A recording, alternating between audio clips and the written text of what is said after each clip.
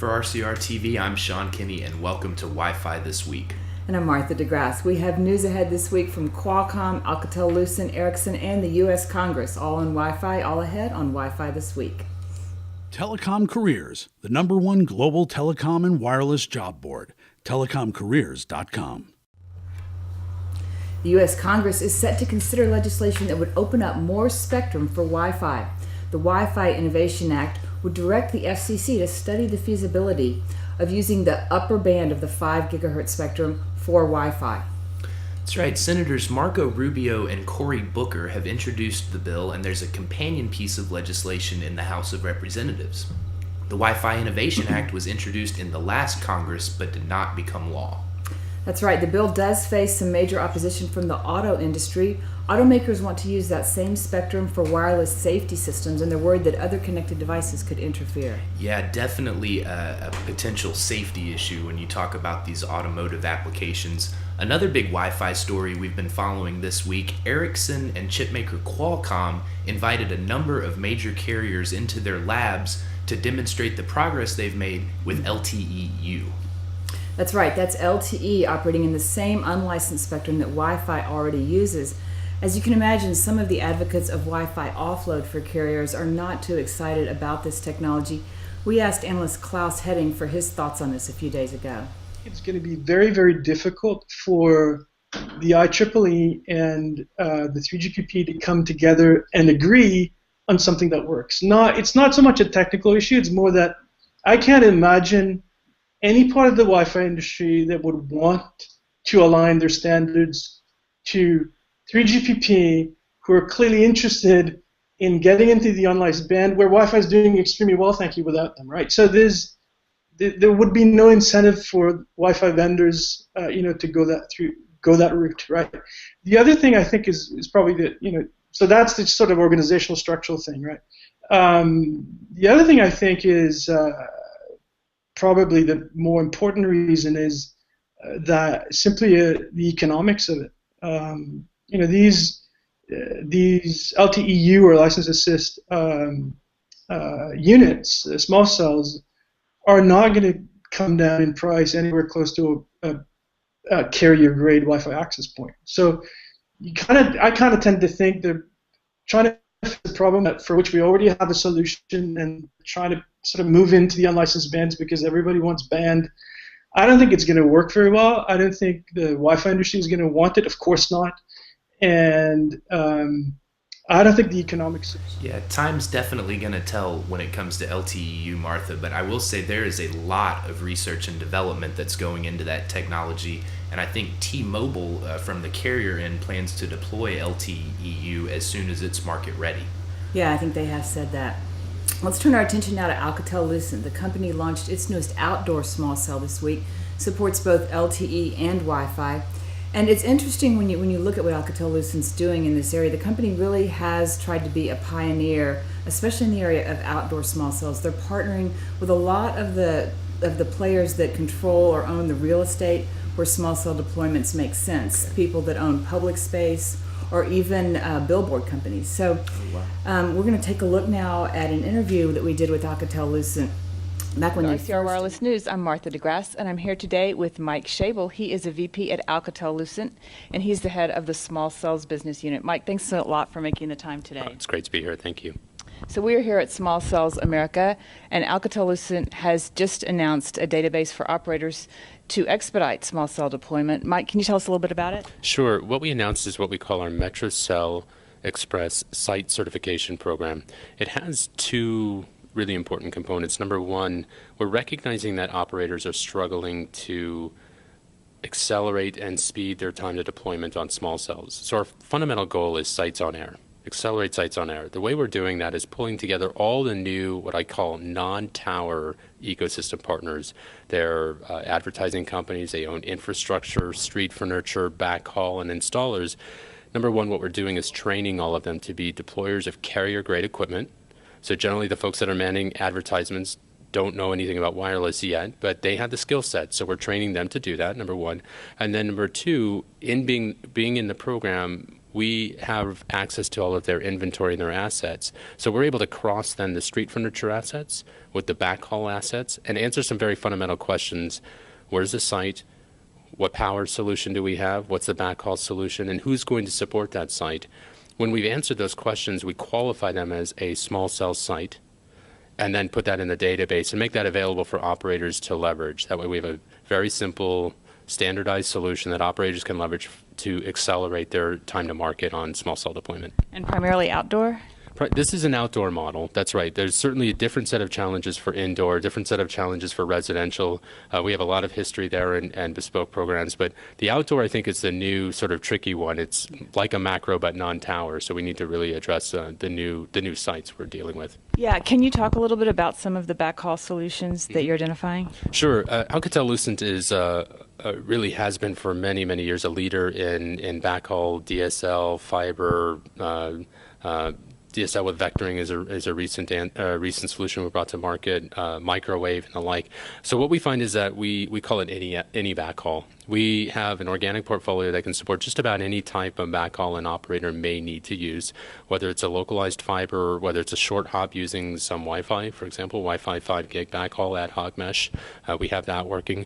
We even deployed some satellite backhaul in certain remote cases, and all of that actually we have the flexibility to make work for an operator. Now, which satellite operators are working with you? Can you say? Yeah, so these end up being very bespoke solutions where the operator has brought to us the satellite provider that they're already working with. And so what we end up doing is just a quick IoT interoperability test with them to make sure we can get it working. And pretty much every time we've been able to get that working and working properly. Terrific. And you said there are about 600,000 sites currently in the database? That's right. And that's going to scale, or how do you see that happening? Yeah, so we have today 9 founding members in our partnership program. We focused on membership that are large-scale infrastructure, large-scale backhaul providers that would help us globally scale this program. What we'll find what we found is that with those 9 partners across Europe and the U.S. today, that gave us an inventory of 600,000 qualified sites, which we think is pretty important given the magnitude of the problem that operators are dealing with. We're willing and happy to have new partners join the program. It's certainly not exclusive. And with that, with each new addition, we'll be able to strengthen the database and just add in their inventory and again, make that available for operators to participate. Okay, great. And finally, let's talk a little bit about some of the systems installers. You talked a little bit about that earlier, but clearly an opportunity for smaller companies if they can become part of your database. So how do companies get involved? Yeah, that's right. We have actually in our recent press kits that we've been sharing, there's some direct contact information. We're happy to have these companies contact our respective internal contacts. And we'll frankly join them into the database. It's sort of an equal opportunity type situation. We'd like to get them in. We'd like to train them. It's really important that we certify them because we're making a representation to the operators that in fact these are certified sites that have real skill behind the implementation, deployment, and management of these devices. With that, that's the ticket for entry. Then we bring them into the inventory, and they're welcome. Great. And what are some of the specific skill sets needed for a small cell deployment engineer? Well, we have designed our MetroCell products to be very simple to deploy. In fact, actually, let me put it this way, I can deploy it. So that's actually an indication of how simple they are to deploy. But that said, I think we need to we need to translate what the wireless operator terms and guidelines are for management of RF equipment. So really what we're doing is translating, I think, the methods and practices of typical wireless operators into the skill set of these folks. But you need to have some general electric capabilities. You don't need to be an RF expert. That's not required at all, but you need to be able to follow some instructions and tilt things in the right way and move things in the right way and then not electrocute yourself in the process, Right. So.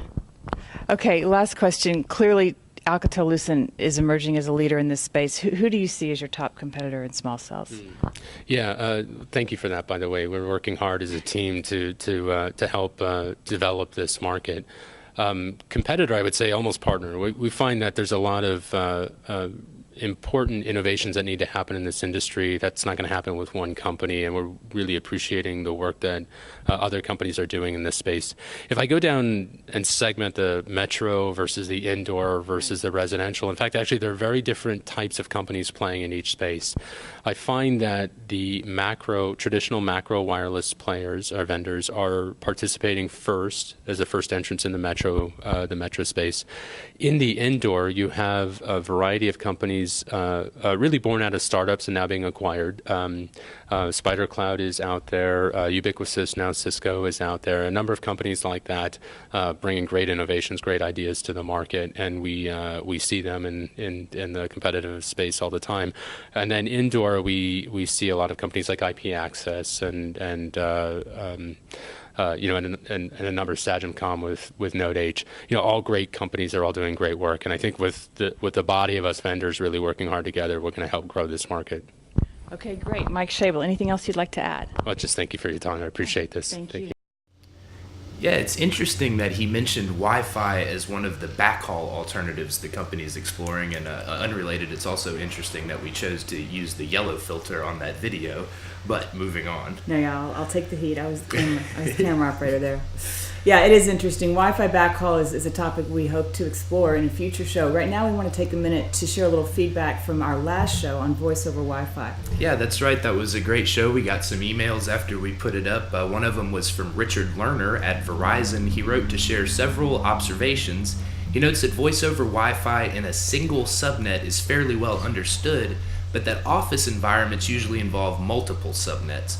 So he said that when a user calls 911, for example, using voice over Wi-Fi, that the responders would have to actually rely on the caller to get their location. Right, yeah, those are two separate points that he brought up, and both very good ones. We really do appreciate our viewer feedback. If you have any feedback or ideas for Wi-Fi shows for us, please email us. You can find our contact information at rcrwireless.com. Yeah, I mean, I have a show idea. We were talking about this during the break. We wrote a story this morning about a experiment going on in the United Kingdom. A professor at the University of Lancaster got, I think, a $267,000 grant to explore Wi-Fi and Internet of Things applications in rural Wales. And one of the things that he was doing was putting Wi-Fi enabled equipment on collars and then putting those collars on sheep.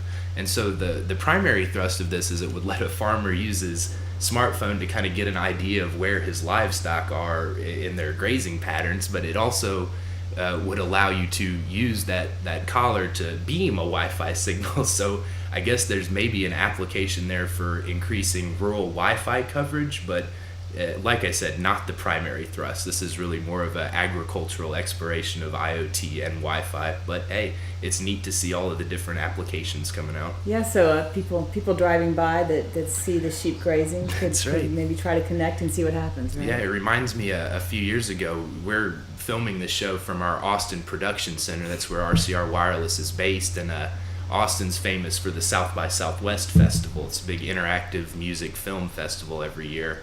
And a couple years ago, I think 2012, there was a charity called Homeless Hotspots, and they put these Wi-Fi broadcasting backpacks on some of our downtown homeless people. And as they cruise around downtown, people in town for South by could pay I think $2 or some nominal fee for an hour of connectivity, and then go through an authentication and then use that homeless person as a hotspot. There was some debate off camera, particularly with our producer Chris, whether or not that is a horrible, degrading thing to do or not, but we'll leave that for the viewers. And I'm Sean Kinney. I want to thank you for joining us on Wi-Fi This Week. I'm Martha DeGrasse. Thanks so much for joining us. We'll see you next week.